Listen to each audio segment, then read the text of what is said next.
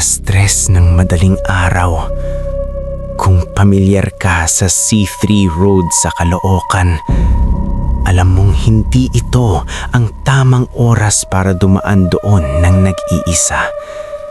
Pero galing ako sa overtime sa trabaho at nagmamadali akong makauwi. Malamig ang hangin at walang kahit isang sasakyan sa kalsada. Biglang namatay ang makina ng motor ko.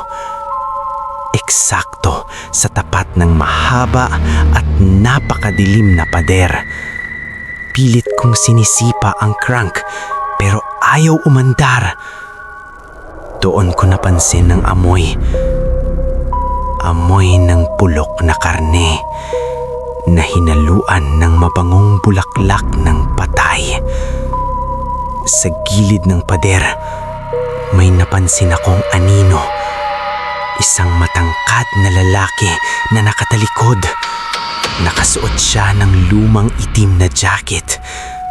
Sa sobrang kaba ko, tinawag ko siya. "Kuya," sabi ko, "baka pwede mo kong tulungan." Dahan-dahan siyang lumingon. Ang mukha niya, walang mga mata, walang ilong, puro tahig na may dugo ang bibig na nakangisi. Napaatras ako, pero hindi siya nag-iisa. May narinig akong mga kaluskos. Isa-isang nagsilabasan ng iba pang mga nilalang.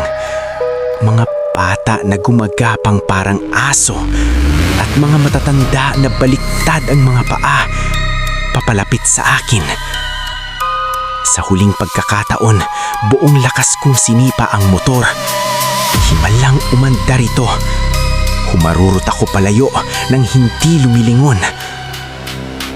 Kaya ikaw, kung mapapadaan ka sa C3 Road ng alas 3 ng madaling araw at tumirik ang sasakyan mo, huwag na huwag kang hihingi ng tulong sa kahit sino.